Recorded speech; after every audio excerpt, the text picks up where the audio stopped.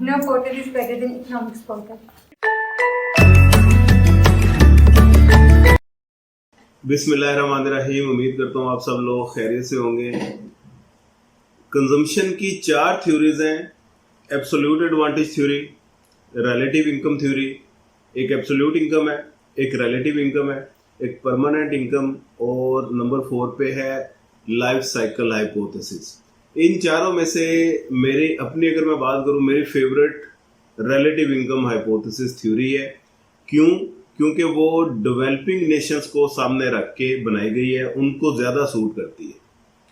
अब absolute income hypothesis, उसमें तो J.M. कीन्स ने ये कहा कि जूं जूं लोगों की आमदन ज़्यादा होती जाए, लोगों की कंजम्पशन भी ज़्यादा होती जाती है, लेकिन कम स्पीड के साथ। मीन टू से APC वो कम होते जाते हैं।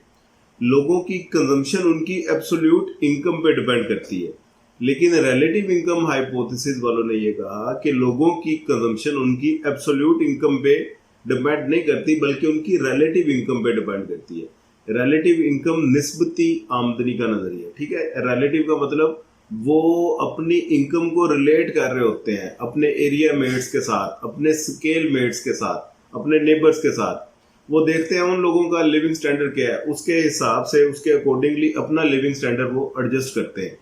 तो ये थ्योरी प्रेजेंट की जेम्स ड्यूजनबेरी ने, रिलेटिव इनकम हाइपोथेसिस। अब ये 1949 में उसने ये थ्योरी प्रेजेंट की, और इस थ्योरी का जो मेन फीचर है, जैसा कि एब्सोल्यूट इनकम और रिलेटिव इनकम का डिफरेंस यही है। वो कहते हैं कि कंजम्पशन डिपेंड करती है एब्सोल्यूट इनकम का मतलब करंट इनकम पे, जो आप लोग इस वक्त कमा रहे हैं उसी पे आपकी कंजम्पशन डिपेंड करती है। ये लोग रिलेटिव इनकम वाले कहते हैं कि करंट इनकम पे डिपेंड नहीं करती, रिलेटिव इनकम पे। तो कंजम्पशन, ये देखें जी, कंजम्पशन डिपेंड करती है रिलेटिव्स, नेबर्स, फ्रेंड्स, क्लासमेट्स, स्केलमेट्स जिन्हें कहते हैं, और साथ आप लोगों की कस्टम्स। जिस सोसाइटी में जिस किस्म की कंजम्पशंस हैं, उस हिसाब से कंजम्पशन पैटर्न, लोग कस्टम्स हैं उस हिसाब से लोग कंजम्पशन पैटर्न को एडजस्ट करते हैं।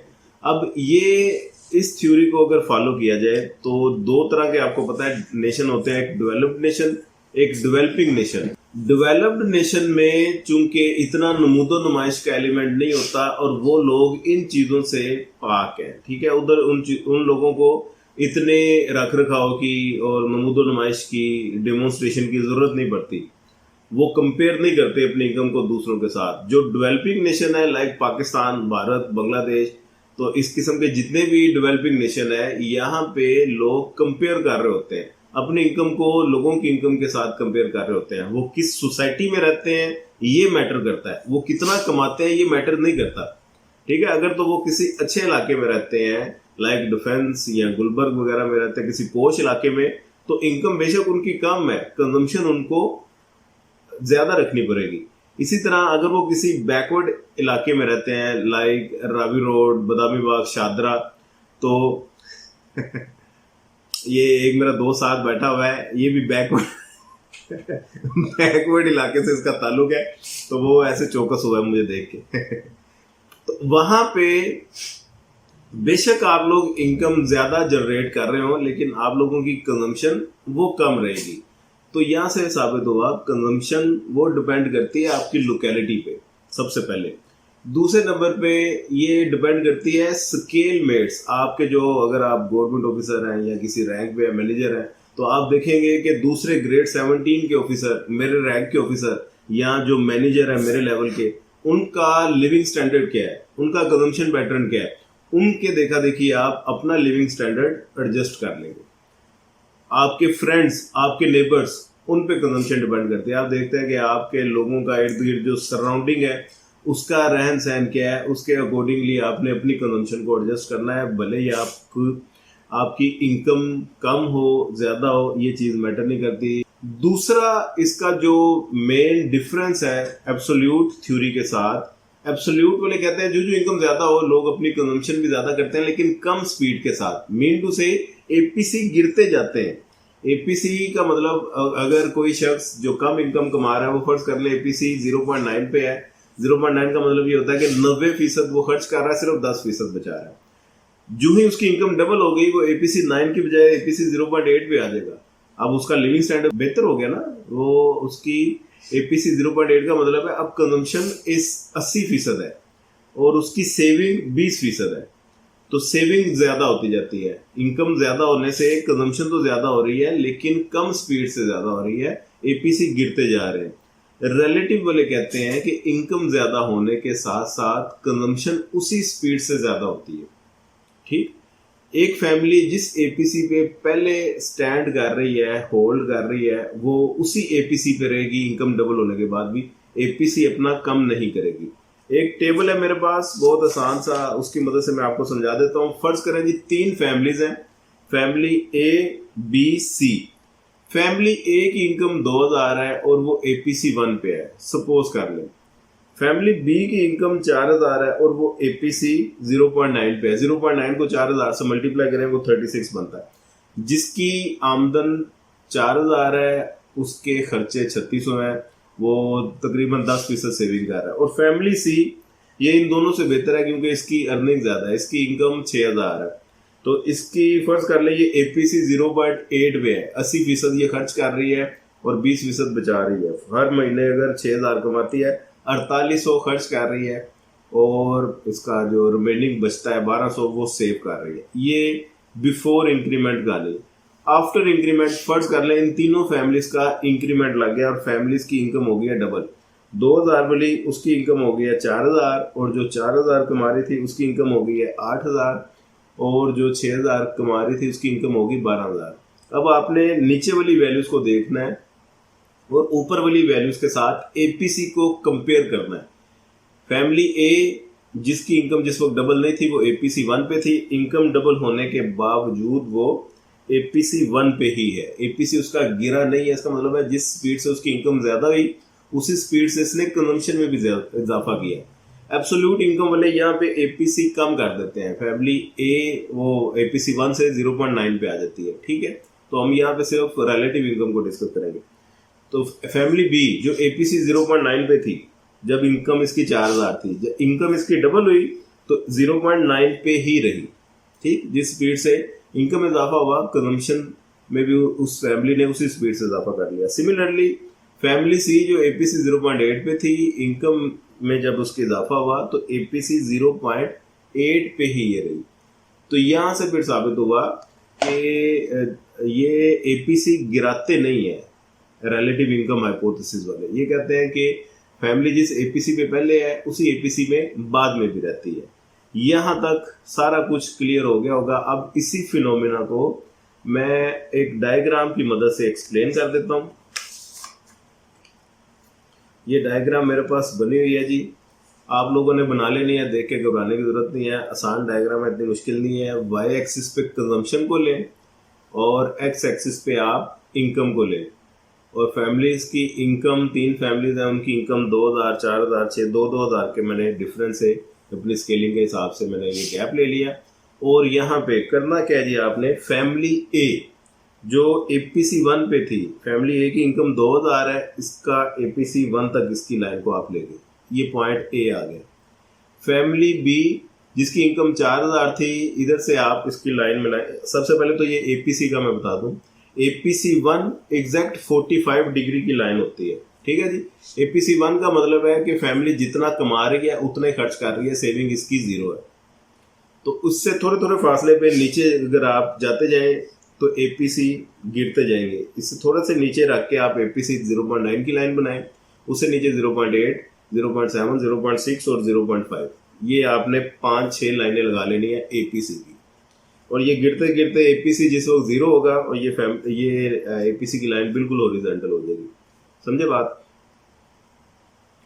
अब फैमिली ए उसकी वो एपीसी 1 पे थी, इसको एपीसी 1 तक ले गए। फैमिली बी जिसकी इनकम 4000 थी वो एपीसी 0.9 तक थी, इसको एपीसी 0.9 तक ले गए। और फैमिली सी जिसकी इनकम 6000 थी वो एपीसी 0.8 पे थी, तो इसको 0.8 एपीसी 0.8 तीसरा एपीसी बनता है, इसके साथ आपने मिला दिया। ये फैमिली ए बी सी, ये 3 फैमिलीज हो गई, ठीक है। अब इंक्रीमेंट लगा, फैमिली ए चली गई 2000 वाली 4000 पे, और फैमिली ए से माइग्रेट होके ए डैश पे आ जाएगी। अगर एपीसी 1 पे थी तो बाद में भी एपीसी 1 पे ही रही, इस लाइन को आपने एपीसी 1 तक ले जाना। और फैमिली बी जो एपीसी 9 पे थी 0.9 पे, उसकी इनकम जब डबल हुई 4000 से 8000 हुई, तो ये देखे एपीसी 0.9 पे ही रही, बी से बी डैश पे चली गई।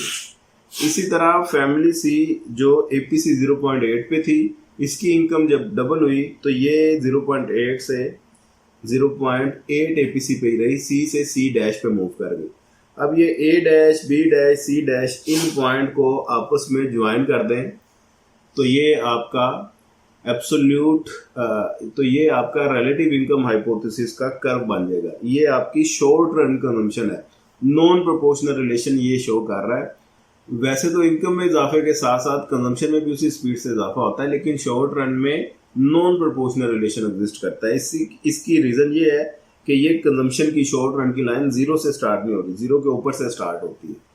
समझे बात? ये अब एब्सोल्यूट की भी सेम इसी पैटर्न पे कर्व बनती है, लेकिन उसका कंजम्पशन ज़रा नीचे होता है। रिलेटिव की कंजम्पशन पैटर्न ज़रा ऊपर है, एब्सोल्यूट वालों का कंजम्पशन पैटर्न ज़रा नीचे होता है। नीचे क्यों होता है? क्योंकि इनकम ज़्यादा होने के साथ साथ एपीसी वो गिराते चले जाते हैं। तो ये यहाँ पे रिलेटिव वाले कहते हैं, क्योंकि नमूदो नुमाइश है और सोसाइटी पे डिपेंड करता है, लोकेलिटी आपकी मैटर करती है, स्केल मेट्स मैटर करते हैं, नेबर्स, रिलेटिव वगैरह। इस वजह से लोगों ने दिखाना होता है कंजम्पशन यहाँ पे ज़रा ऊंची रहती है। कस्टम वगैरह डेवलपिंग नेशन में आपको पता है कि कुछ इस तरह की हैं, फजूल किस्म की रसूमात हैं और बेशुमार पैसे ये अपने उन कस्टम पे वेस्ट कर देते हैं, जिसकी वजह से कंजम्पशन पैटर्न ऊंचा रहता है डेवलपिंग नेशन में। आगे जी, ये शॉर्ट रन और लॉन्ग रन की कंजम्पशन को सिर्फ दिखाना है आपने कि इन दोनों में डिफरेंस क्या है, इसको थोड़ा सा एक्सप्लेन भी कर दीजिएगा। लॉन्ग रन में प्रोपोर्शनल रिलेशन होता है इनकम का और कंजम्पशन का। एब्सोल्यूट वाले भी यही मानते हैं, रिलेटिव वाले भी यही मानते हैं, परमानेंट और लाइफ साइकिल वाले भी यही मानते हैं। लॉन्ग रन में किसी को कोई इख्तलाफ नहीं है। लॉन्ग रन में कंजम्पशन का एक प्रोपोर्शनल रिलेशन बन जाता है इनकम के साथ, इसीलिए वो 0 से लाइन स्टार्ट होती है। ये देखें LRCF, long run consumption function, ये 0 से लाइन स्टार्ट हो रही है और स्मूथली इंक्रीज हो रही है। इसका मतलब है ये प्रोपोर्शनल रिलेशन है। लेकिन याद रखें ये 45 डिग्री की लाइन से नीचे होती है लॉन्ग रन कंजम्पशन, ठीक है। लॉन्ग रन कंजम्पशन 45 से नीचे की क्या रीज़न है? क्योंकि कभी भी लोग जितना कमा रहे हैं उतना ही खर्च नहीं करते, कुछ ना कुछ सेविंग लाजमी करते हैं। अगर तो जितना कमा रहे हैं सेविंग 0 करें, उतना ही खर्च करें, तो फिर तो लॉन्ग रन कंजम्पशन फंक्शन 45 की लाइन पे होगा। लेकिन रियल लाइफ में ऐसा नहीं होता, 45 की लाइन से ज़रा नीचे होता है, ठीक हो गया। लेकिन शॉर्ट रन में नॉन प्रोपोर्शनल रिलेशन होता है कंजम्पशन का, इस वजह से ये 0 से कंजम्पशन स्टार्ट नहीं हो रही, 0 के ऊपर से स्टार्ट हो रही है, क्योंकि हमने अपनी नेसेसिटीज़ पे तो खर्चा करना ही करना ना, बेशक इनकम 0 भी हो।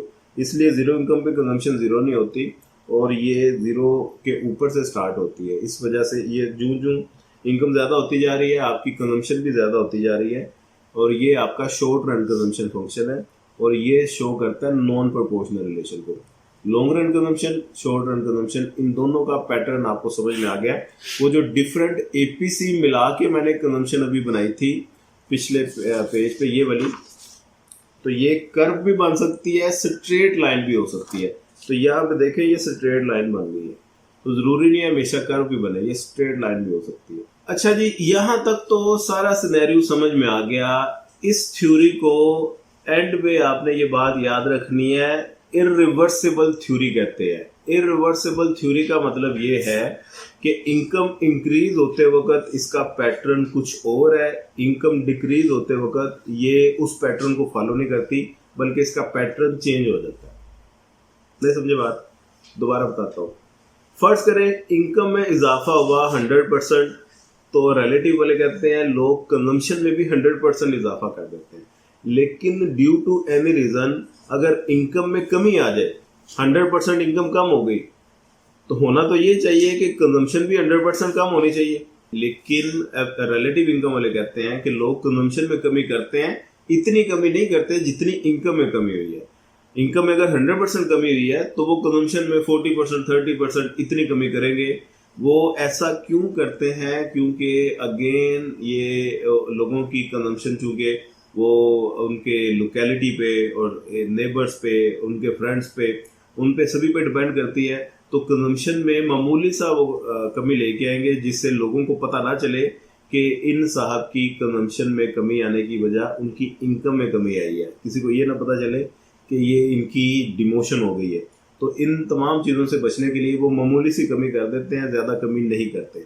तो कंजम्पशन इनकम इंक्रीज होते वक्त ये कंजम्पशन सेम पैटर्न से इंक्रीज करते हैं, लेकिन इनकम डिक्रीज होने वक्त अब ये फॉलो करते हैं एब्सोल्यूट वालों को, क्योंकि जितनी इनकम में कमी आती है कंजम्पशन में उतनी कमी नहीं आती, उससे कम कमी आती है। तो इस अफेक्ट को रैचिट अफेक्ट का नाम दिया है रिलेटिव इनकम हाइपोथेसिस वालों ने। और ये डायग्राम इसकी बहुत आसान सी है, मैं आपको ये दिखा देता हूँ। वाई एक्सिस पे आपने इनकम लेनी है, एक्स एक्सिस पे आपने कंजम्पशन लेनी है। तो मैंने 45 डिग्री की लाइन नहीं लगाई, सिर्फ लॉन्ग रन और शॉर्ट रन कंजम्पशन की लाइनें लगाई हैं। ये लॉन्ग रन कंजम्पशन है प्रोपोर्शनल रिलेशन, और ये अंडरस्टूड है 45 की लाइन से नीचे होता है। ये शॉर्ट रन कंजम्पशन है और ये 0 के ऊपर से स्टार्ट होती है शॉर्ट रन कंजम्पशन। फर्ज करें इस वक्त फैमिली की इनकम Y1 पे है, इनकम Y1 पे है और फैमिली ए पॉइंट पे है जहाँ पे कंजम्पशन उसकी C0 पे है। ठीक है जी। अब ड्यू टू एनी रीज़न अगर उसकी इनकम में इजाफा हो जाता है तो इनकम Y1 से इंक्रीज हो गया, फर्ज करें Y2 पे चली गई, तो जिस स्पीड से इनकम में इजाफा होगा कंजम्पशन में भी ये सेम उसी स्पीड से इजाफा कर देगी। C0 से C1 पे चलेगी कंजम्पशन। ठीक है जी। और इकोनॉमी या वो फैमिली ए से चलेगी बी पॉइंट पे। ये चूंकि मैक्रो इकोनॉमिक्स से हम पूरी इकोनॉमी की बात करेंगे, आप यूँ समझ लें कि इकोनॉमी Y1 पे है और इतनी इनकम है, इतनी कंजम्पशन कर रही है। इकोनॉमी की इनकम में इजाफा हुआ, Y1 से Y2 पे चली गई, तो आपकी इकोनॉमी ए से बी पॉइंट पे चली जाएगी, जिसमें सेम उसी स्पीड से कंजम्पशन में भी इजाफा हो गया, C0 से C1 पे चलेगी। हाँ, अब देखें ड्यू टू एनी रीज़न अगर तो इनकम रिवर्स हो गई, Y2 से वापस Y1 पे आ गई है, तो कंजम्पशन में कमी वापस C0 तक नहीं आएगी, बल्कि लोग कंजम्पशन में कमी करेंगे सिर्फ इस पॉइंट तक।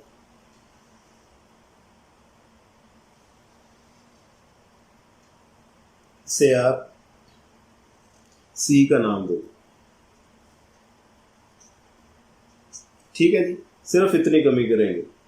C1 से ये आप इसे कह दें C2, C1 से C2 पे इन्होंने कंजम्पशन में कमी की।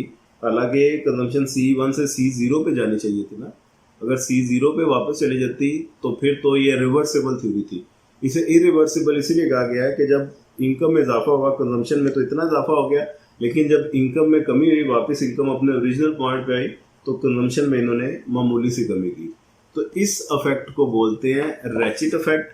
ये आपकी थ्योरी कंप्लीट।